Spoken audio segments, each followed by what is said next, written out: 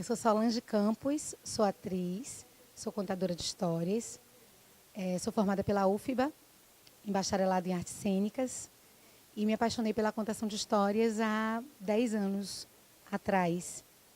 Eu já trabalhava com literatura e teatro, dando aulas para crianças, adolescentes. E quando eu me envolvi com a contação de história, que foi muito por acaso, foi um convite para fazer uma contação de história em aniversário. E aí depois eu recebi um convite para trabalhar em livrarias. E de pronto eu aceitei, mas eu aceitei mais por conta de ganhar uma grana, né? de ter um resultado, né, financeiro. E aí eu fui me apaixonando, e à medida que eu ia me apaixonando, eu ia largando um pouco o teatro. E eu falo um pouco porque eu uso muito do que eu aprendi, né, no meu bacharelado, nas contações de histórias.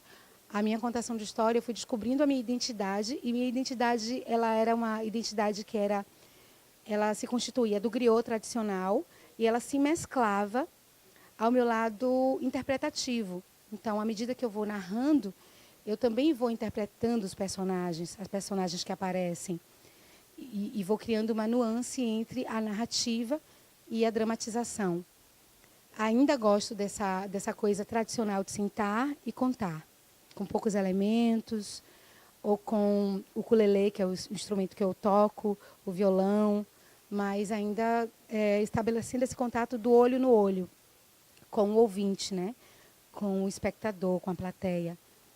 Então, esqueci a outra pergunta. Porque esta história de hoje e como você fiz a adaptação. Como você faz do texto escrito à dramatização. Pronto. Hoje eu escolhi a história de Nelson Mandela, do livro Meus Contos Africanos, chama A Serpente de Sete Cabeças. Eu já venho trabalhando contos africanos há alguns anos, desde antes de começar, de fato, a contar a história, né, em montagens teatrais, com meus alunos. E quando eu descobri a Serpente de Sete Cabeças, ela me movimentou, né? Eu sempre falo que a história ela precisa movimentar o contador por dentro. Tem que dialogar com a ideologia dele, né, com o que ele acredita como verdade, como comunicação política. Então, a Serpente de Sete Cabeças, por ser um conto africano e falar para mim, né, do que eu acredito, ela foi escolhida hoje, e ela sempre que eu posso, sempre que é possível, eu a escolho. Hoje, porque é o centenário de Nelson Mandela, e ela foi escolhida a dedo, com muito carinho, com muito amor, né, para fazer, porque ela fala da cultura africana, né? E eu vou reforçando isso ao longo da história. Eu vou trazendo a questão do cabelo, porque é que as princesas africanas elas não usam coroas, porque o cabelo cresce para cima e traz na cabeça e forma na cabeça uma belíssima coroa. Eu vou trazendo a questão da ancestralidade dentro da história, o respeito a quem veio antes de nós. Outra coisa que eu acho bacana de trazer dentro da história, de reforçar dentro do conto do Nelson Mandela, é a questão do respeito aos anciões, né, e às anciãs, né, que é preciso esperar que ele fale, que isso vem da cultura, né? Esperar que o mais velho se comunique para depois comunicar. Então, a questão da palavra, né? A palavra em muitas nações africanas vale ouro, vale mais que ouro, né? Uma vez que a palavra é dada, a palavra não pode ser tomada de volta, né? A palavra tem força, tem poder, tem significado e tem valor. Então, por isso que eu escolho esse conto, e escolho o conto africano e este. Quanto à forma que... por que eu cheguei à dramatização, como ela foi crescendo. Esse conto, especificamente, eu tive uma necessidade de representar Manjusa. Porque todas as vezes que eu contava, em alguns momentos eu pedia para desenhar a protagonista, todas as vezes que eu pedia para desenhar, a maioria das crianças, se não 99%, desenhava a protagonista loira e de pele branca.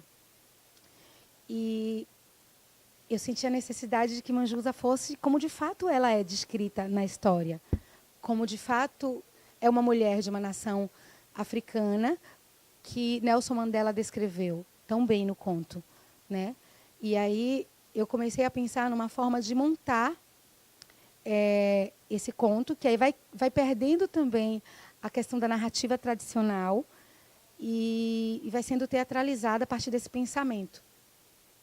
Então, quando eu percebi essa escrita da criança, essa pintura de uma outra forma que não era e que não fazia jus à protagonista, é que eu disse, não, eu preciso mostrar, materializar Manjusa no palco. Porque, de fato, eu precisava de uma identificação ou de um conhecimento, né, de quem era essa personagem, de quem é. Quando a gente tem uma plateia, a maioria negra, né, como eu tive hoje, como foi hoje, se não todos. Então, isso é muito importante, porque a gente consegue ver o espelhamento, né, positivo, consegue ver que esse outro que está assistindo, ele se vê em Manjusa, se vê em Mitiane, como uma figura que vale a representação. É uma representatividade muito grande em cena. Então, por isso que essa dramatização foi acontecendo e foi tomando força. E é por isso que ela aconteceu desse jeito hoje.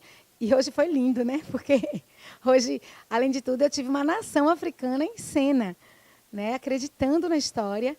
E é muito bonito ver que, e muito interessante ver que as crianças elas entram verdadeiramente na história e saem. Elas conseguem entender essa linha do que é realidade e do que é ficção, do que é a ludicidade, né? Elas conseguem entender que corpo é esse cênico e sem talvez nunca ter estado num palco.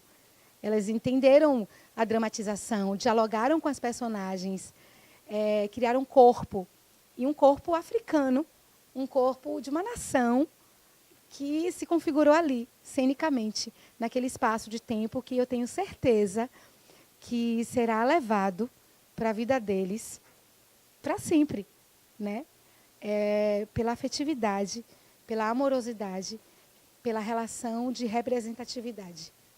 E por isso que eu escolhi Nelson Mandela, hoje no centenário, e é por isso que eu escolho contar histórias, é por isso que eu sou contadora de histórias, é por isso que eu sou feliz fazendo isso.